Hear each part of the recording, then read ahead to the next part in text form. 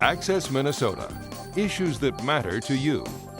Access Minnesota brings you the newsmakers and the stories that shape our everyday lives, with analysis from University of Minnesota faculty experts. Now, here's Jim Dubois. The Affordable Care Act continues to generate controversy. Recent polls show that fewer than 40% of Americans approve of the act, and some members of Congress are calling for fixes or an outright repeal. But the Affordable Care Act debate raises a much broader question. How should a society care for its people, and who is responsible for providing that care? This month on Access Minnesota, we talk with University of Minnesota political science professor Joan Tronto. Her recent book, titled Caring Democracy, looks beyond the politics of healthcare and suggests that, overall, Americans are facing a care deficit. Joan Tronto is a professor and chair of the Department of Political Science at the University of Minnesota. She is also the author of the book Caring Democracy, Markets, Equality, and Justice. Professor Tronto, thanks for joining us on Access Minnesota. My pleasure to be with you. Let's start with how you define care, and how does care relate to democracy? So, I define care very broadly. This is a project I've been working on for over 20 years. And 24 years ago, a colleague and I, Berenice Fisher, defined care this way. Care is everything we do to continue, repair, and maintain our world so that we may live in it as well as possible. Who are the people in society that need care, and who are the people who give care? Well, in fact, this is one of the, I'm a very slow thinker. It's taken me 20 years to realize this. But in fact, everybody, every person is both a giver and a receiver of care. Most of us think of ourselves when we think of care or caring activities, we think of ourselves in the heroic role of caregiver, right? I take care of my children, or as a teacher of my students, or doctors take care of patients. But in fact, over the course of our lives, we are all constantly engaged in the process of giving and receiving care. After all, we had to get dressed and get to this place and get set up to do this interview, and that's care work as well. Most of us as able-bodied adults do a lot of caring for ourselves, so we don't even count it as care, but it is. The other thing that's fascinating is children as young as 10 months old try to imitate parents and give care back. So this Norwegian psychologist named Stein Bratten has done this research where he has a caregiver sit at a table with a child, feed the child, then put the spoon down. And of course, as they're feeding the child, they're going, open up. And the child, of course, then opens their mouth and they feed the child. They put the spoon down, and the child picks up the spoon, takes food, goes to the adult to try to get the adult to eat in the way that the child has just done. There seems to be something almost hardwired in humans about the desire to care for others. Do we as a society have a moral imperative to give care to those who need it? Well, okay, so we have to go more slowly than jumping from just there is care to a moral imperative for society as a whole.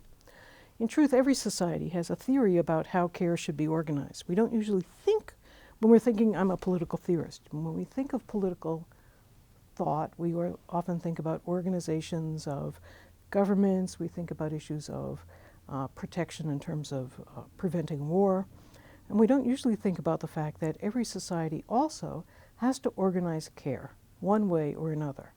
Now, historically, the usual way to organize care has been to create households and to say, let the households take the caring roles and do care within themselves. And it's in Aristotle's Politics, Book 1, that there's a separation between the household and the political order, and the household is the realm where care gets done.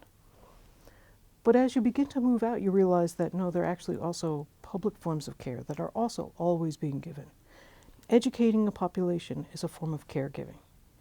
Providing for health and providing regulations for health care are a kind of care.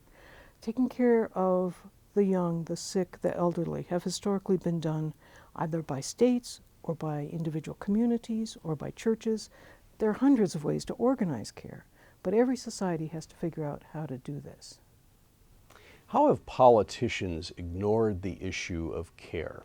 Okay, so starting in the late 19th century, something important happens, and that is care gets professionalized. So whereas once upon a time, if you gave birth, you did it at home with community women helping you out. Now we have birth in hospitals. It used to be that if you died, your family was responsible for taking care of the arrangements of doing something with your body. And in many societies, that's still true. There might be people in the community, but there isn't a whole separate industry to take care of that. Education has historically, in most societies, been done in the home, but now we have an educational system. So as you look at it, care begins to move out of the household and into the market, into government agencies, into the state itself in the 19th century. And as you begin to expand those roles, you can either take them very seriously or you cannot. And politicians have conceived of these things really piece by piece, right? Oh my gosh, people are beginning to create school systems. We better create a system for taxing to create schools. Oh my gosh, we now have hospitals that have come into existence. We better pass regulations to manage how the hospitals are built, where they're built, whether there are too many in one place or not enough in another, right? So politicians, as with everything, address issues one at a time as they come up.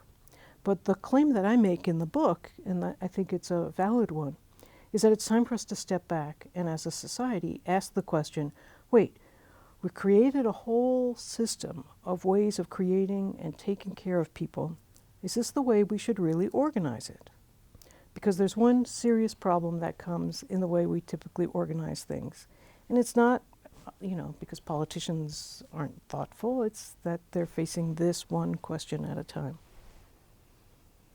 Care work has historically been undervalued as work, and it's been historically underpaid. And it's therefore also historically been given over to people who aren't of very high status in the society. Women, slaves, servants, working class people, now people of color, people of ethnic and racial minorities are the people who end up doing vast amounts of the caring work in the United States, and for that matter, in the globe. So the question is, does that mean they're not valuable? Does that mean the care work they're doing is not important? No, in fact, if they stopped doing their work, the whole society would stop functioning. But if you look at what's valued in the society and what gets higher pay, what gets more prestige, it's not those caring jobs. Now, that's a problem, and we could solve it by elevating that work. We could solve it by redistributing that work differently so that it didn't get only the worst paid people were the ones who ended up doing it. There are lots of solutions to the problem. But if we're concerned about equality in a democratic society, then having basically excluded a whole bunch of people and said, you take care of that stuff, we'll talk about the important business here ourselves, is a way to create a set of exclusions and marginal peoples that is really threatening to a democratic way of life. When Access Minnesota returns, more of our conversation with U of M political science professor Joan Tronto. Access Minnesota will return after these messages.